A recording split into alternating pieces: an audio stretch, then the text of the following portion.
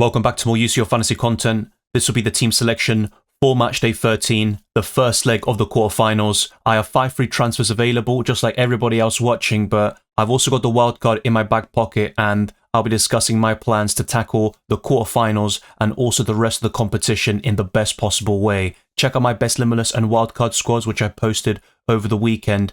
And like this video, subscribe to the channel, and also hit that notification bell so you don't miss a single upload or live stream for both UCL Fantasy and FPL. Follow me on X, Instagram and Blue Sky, Dylan RCM, and check all the other links in the description below for my Patreon and championships, for early access to my videos, amongst many other perks. The Discord server, UCL Fantasy League, and Spotify can also be found in that description. Without further ado, let's jump straight into it. It has been a few weeks since the previous deadline, so we probably don't have a great recollection of what happened in Matchday 12, but I'll provide a review here of my performance. And Alisson Becker got 4 points as Liverpool crashed out of the Champions League at the hands of Paris Saint-Germain at home. It was 1-1 on aggregate, it went to penalties, and the Parisians got the job done, with Donnarumma making plenty of saves in that shootout and being the hero there for Paris Saint-Germain. But Alisson was probably the hero of my UCL Fantasy team, because in the first leg, he got player of the match and a massive return, which I just didn't expect from a goalkeeper. And he also got 4 points in the second leg, despite conceding and also crashing out. So in the end, he delivered 15 points, I believe, across both match days. And he was really helpful in terms of being competitive with those wildcarders and limitless squads over both legs, of course, particularly in Matchday 12, because we all had unlimited transfers in Matchday 11. And despite some kind of frustrations I had in other areas of my team, Alisson Becker was one of the best picks I had, and that was always kind of a short-term play anyway, because I have the wildcard in my back pocket, and that is the kind of main benefit of having chips available at this stage of the competition. With my defensive line, it wasn't that great overall, but Schlotterbeck was subbed on, and he got 5 points because of ball recoveries. Jules Koundé also got 4 points in general, and Denzel Dumfries is now out for the next 3 to 4 weeks, so he will be red flagged very soon. He currently isn't in UCL Fantasy, but he got 3 points, and Inter Milan was slightly disappointing in the second leg against Feyenoord. And I also had De Vrij, who was in the starting 11, and unfortunately he was taken out just before kickoff because he had a little bit of a niggle. It wasn't a serious injury, but it seemed like he just wasn't fit enough to start that game. So in the end, with Inter Milan, that was quite frustrating, but they ended up conceding anyway. So it could have been worse, but I was expecting more from that Inter Milan defence. They delivered the goods in the first leg for Matchday 11, but not so much in the second. But they are still one of the best defences in Europe and now face Bayern Munich. Both teams have a lot of injury problems, which I'll discuss later in this podcast. And Dumfries would have been my favourite Inter Milan defender, but now I think the likes of Bastoni, who was subbed off due to a slight precaution, and he has a slight doubt for that Bayern Munich game, he would be my favourite option in general. I think he's the most nailed on in that defence. Otherwise, just go for Jan Sommer in goal. He is still one of the best goalkeepers in UCL Fantasy. But let's now look towards the midfield, and there were some frustrations in this position as well. Adeyemi did very well for me in the first leg, but he blanked in the second, but I think you can still forgive him for that. Michael Olise only got 3 points, and he hasn't been great for me in UCL Fantasy, but he is showing real consistency across all competitions, getting goals and assists on a regular basis. And with Musiala out for the next 8 weeks, I think Olise is the clear standout in that Bayern Munich midfield. But Joshua Kimmich is another decent option you should consider. And Çalhanoğlu conceded a penalty against Feyenoord, so he lost some points because of that. But then he got a penalty of his own, which he converted, and that was 6 points in general. But there were other midfielders in Matchday 12 that did even better, and I didn't have any PSG coverage in the attack, and the likes of Dembele scored at Anfield. So in hindsight, that would have been a better way to go. But I was backing Liverpool to go through. I got that one wrong, and PSG are one of the best sides in Europe on current form. And Rafinha was my captain. That was one of the kind of saving graces, because I captained my highest scoring player. He got 12 points as a baseline score, so 24 overall. And those UCL Fantasy managers who also had Lamine Yamal would have performed extremely well in Matchday 12. That combination with Rafinha is something I'd recommend in the long term.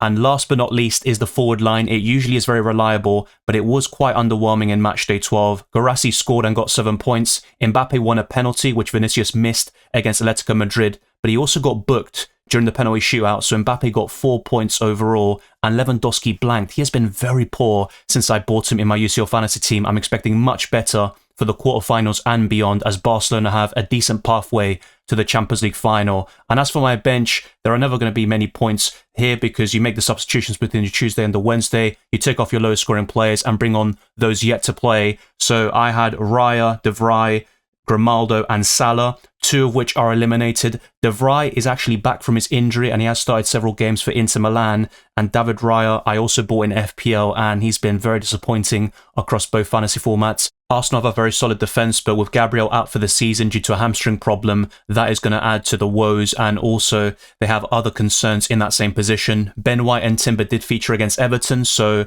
they are building up their fitness in time for that clash against Real Madrid, but Calafiori sustained an injury during the international break, and he would have been a nice replacement for Gabriel as a left-footed centre-back, and that is no longer going to be the case. We'll likely see Kivior in that position, so if you're on the market for a cheap defender, that could work quite well, but he is facing Real Madrid and I'm not expecting Arsenal to keep a clean sheet in either match. But in terms of my performance with the matchday points in the rank, I got a small red arrow to 37k. I've kind of been pushing between 40 and 30,000 for the last couple of weeks. It has been quite frustrating and there have been a few decisions in every single match day which have prevented me from pushing up to the next level, and this would be my worst rank by far in UCL Fantasy, but it's still fairly decent in the grand scheme of things. I got 65 points and I'm hoping to better that for the first leg of the quarterfinals in matchday 13. And with 5 free transfers, I have obviously a lot of leeway there, but I've also got the wild card, which I'm looking to activate this week and make wholesale changes up to 10 in general out of my entire 50-man squad. So with all of that in mind, these are some transfer plans in each position before I show you my provisional team selection. And one of the moves I'm looking to make is David Raya to Courtois. They both face each other and Arsenal have a better defence than Real Madrid, but at the same time, Los Merengues boast a much better attack and I would back them to go through to the next round. And whilst at the Emirates, you'd probably say Arsenal have a better chance of winning the game and keeping a clean sheet, I think over both legs, that's a different story. And Lunin is not in the Real Madrid squad, but Thibaut Courtois is, and he is expected to start according to multiple reliable sources. So that is going to be a good long-term purchase. And either way, we do get the lineup for Arsenal versus Real Madrid and Bayern Munich versus Inter Milan during tomorrow's deadline stream. So be sure to tune in for that, for all the information in terms of injury updates, lineups, and also the best transfer to make. All your questions will be answered in that deadline stream. But that is one goalkeeper move I'm looking to make. And I'm also looking at some changes in that defensive line. With Grimaldo, who is out, he is obviously eliminated from the competition. Moving him on to Kim Min-jae is a decent kind of transfer. I think having one Bayern Munich defender or Ulbig in goal, as it looks like Manuel Neuer will probably not make that game. He suffered a setback during the recent international break. I think that is probably the way to go, and I could see that being a low-scoring affair where Bayern Munich Inter Milan is quite tactical and the away side go into it very well organised, trying to get a draw perhaps, or keeping Bayern Munich quite low-scoring to just keeping a clean sheet. Obviously, that would be the ideal scenario, but I just don't see many goals in that particular match, and maybe I'll be wrong about my assessment there, but that is the way it looks from the outside. And with Upamecano out, and it looks like he's going to miss the next 2 games in the Champions League and potentially the semi-final stages, I think Kim Min-jae is probably the best of a relatively bad bunch in that defensive line. But moving on to more important positions, you could say, or more interesting at least, I am looking at moving Calhanoglu to Lamine Yamal, and if I had gone for the Spaniard in matchday 12, that would have helped me quite considerably in my quest for a green arrow, and I am really bullish on Barcelona. Having 4 or 5 of their players is definitely advisable. Yes, you can pick that many players from the same club. It will be 6 in the semi-final stages. That will be the quota. And for the Champions League final, you can pick 8 players from the same team. And I think Lamine Yamal and Barcelona are definitely worth the investment. But with the captaincy, I'd always favor Lewandowski and Rafinha. They just score on a more regular basis. And Yamal does very well with the assists, and for his age is an unbelievable talent. But the goal scoring is something he can obviously work on in the years to come. But I still think he's a nice complementary option to triple up on that Barcelona attack. Another midfielder transfer I'm looking to make includes the eliminated Mohamed Salah to Ousmane Dembele, who knocked out Liverpool, of course, only a couple of weeks ago. And despite how well Aston Villa have been playing, with 7 consecutive victories across all competitions, PSG are still the favourites, and they've got 1 defeat since late November, which came at the hands of Liverpool at home, and PSG absolutely battered them in that game. And Dembele, whether as a substitute or starting matches, he can always have an immediate impact, and he is scoring and assisting on such a regular basis, especially with the goals. He is the top scorer of 2025 of any player in world football, and he is almost essential, I think, on the wild card or just using free transfers to build the best midfield for the quarterfinals and beyond. You might be backing Aston Villa to win, so you want to go for Morgan Rogers potentially, Emi Martinez in goal, but I just don't see Aston Villa keeping clean sheets, and Dembele playing as the false 9 is a clear standout of a Kvaratskhelia, Barcola or any Paris Saint-Germain attacker. Speaking of which, I am looking at this forward transfer, which I think is a considerable upgrade. Guirassy is the top scorer in terms of UCL fantasy points in the forward position, but moving him on to Harry Kane does make a lot of sense in my opinion. Now, Kane had a slight knock.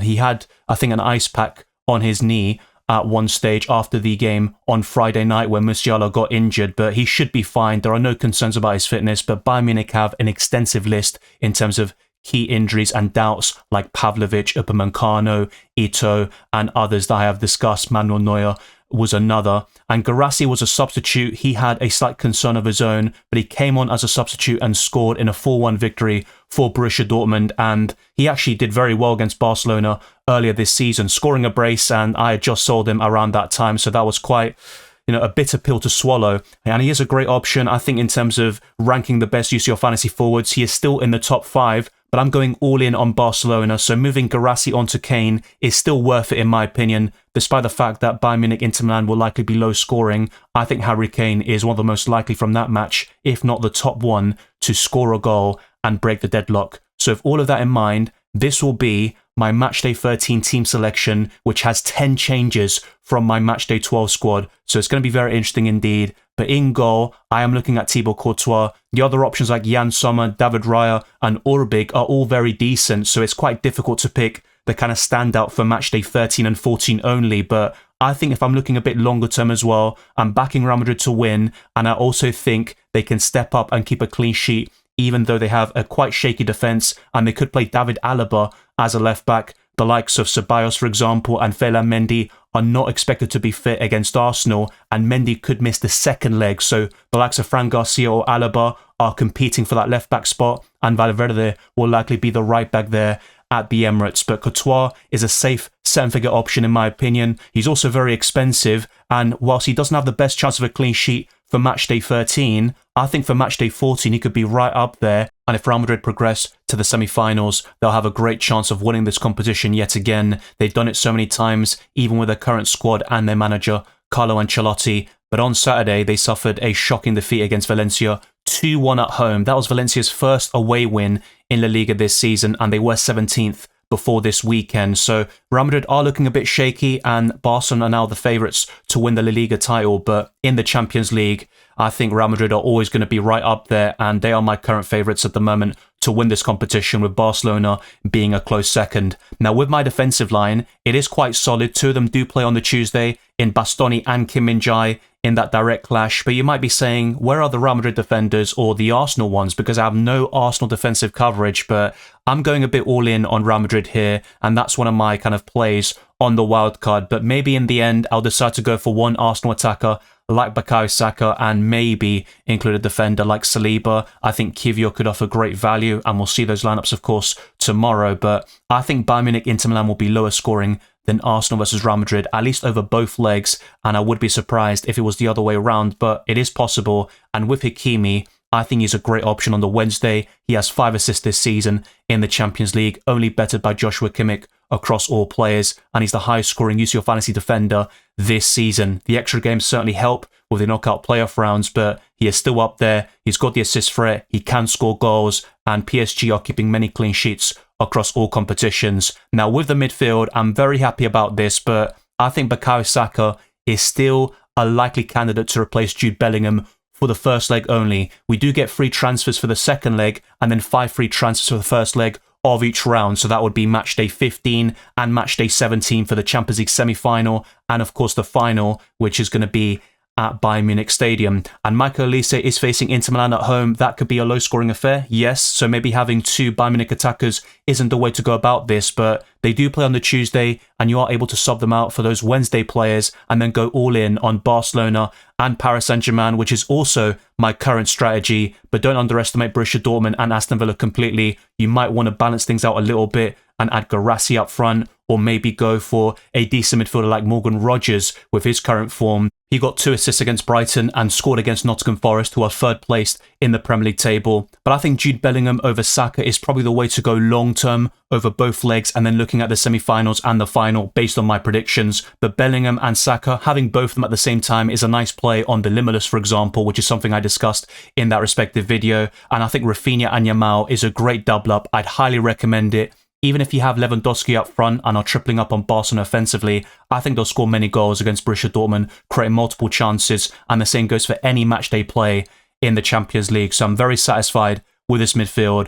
But with the forward line, I think it's the best you can build in this position with Kane, Mbappe, and Lewandowski. But the likes of Vinicius Jr. and Guirassy are very close to making it, and they definitely deserve consideration. You might also want to look at Lautaro Martinez, Ollie Watkins, but I think they do rank lower than all these other options I'm showing you on screen. And I think Harry Kane might not have the high ceiling, but his consistency will be enough to pull him through and be a decent UCL fantasy option until Bayern Munich are eliminated or go on to reach the Champions League final on home soil. But I really like this front three. I don't see myself changing too much in this position. The main changes could happen in the goalkeeper position and defensive line.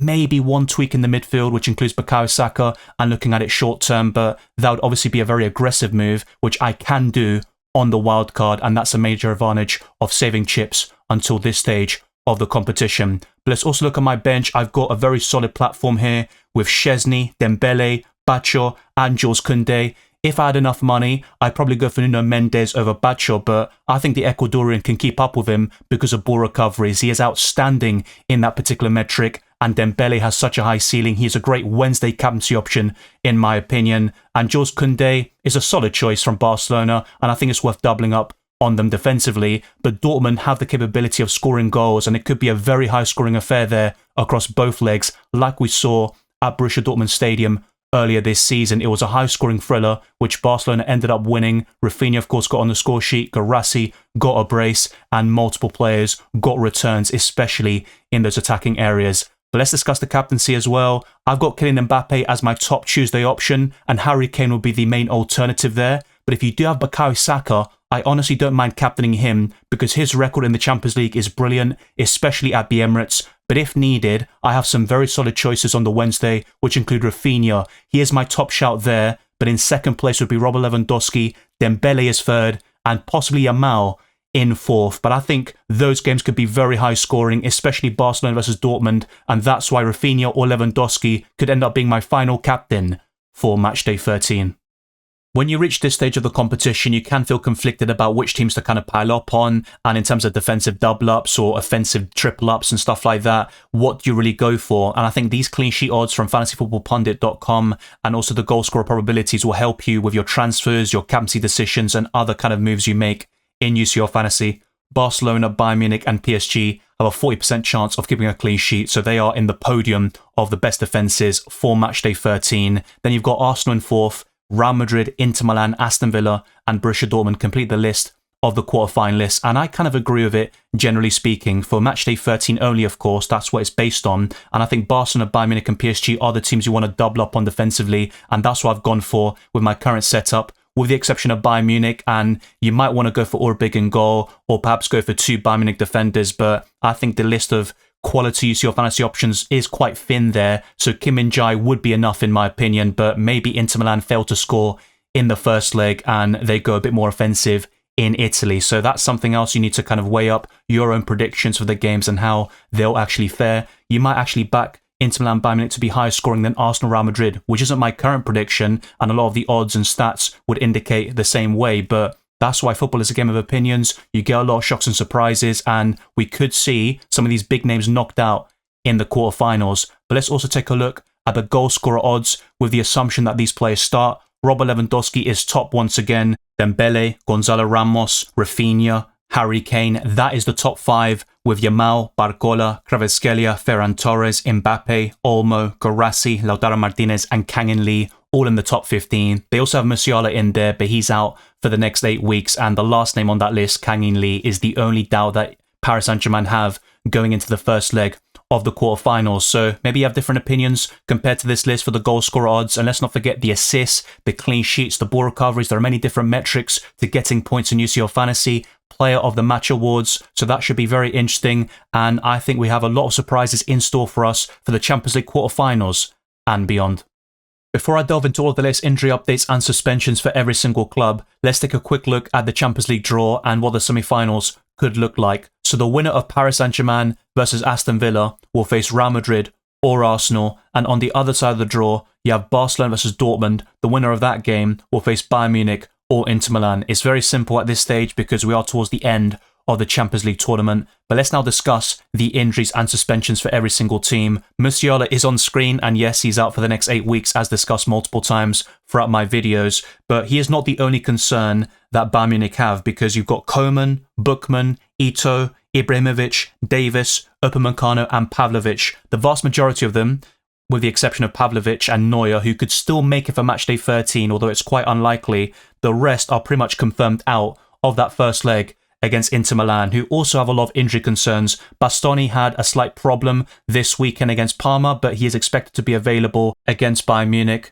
Other injuries include Zielinski, Dumfries is going to be out for the next 3 to 4 weeks, and Taremi. So those are the key absences for Inter Milan, and also doubts for both legs in the quarterfinals. Let's now move on to Arsenal versus Real Madrid. Both of these teams also are missing some key players. So Gabriel, Tomiyasu, Havertz, and Gabriel Jesus are out for this season, and Calafiori will likely miss both legs in the quarterfinals. And with Real Madrid, they actually have Tchouaméni suspended, and Ferland Mendy will probably not make it for either leg. He's definitely going to miss the Emirates game, and for the second leg, he is also a major doubt there to play against Arsenal. Thibaut Courtois should start in goal, with Lunin out of the squad, as talked about before. Carvajal and Militao have ACL injuries, so they're going to miss the rest of the season. And the other one is Ceballos, who will probably not make it for the Emirates. And of course, he was on loan at Arsenal a couple of years ago, but there is actually a bit of hope that he will be available for the second leg there. So that would be a massive boost for Real Madrid. Let's now move on to the Wednesday games, and Aston Villa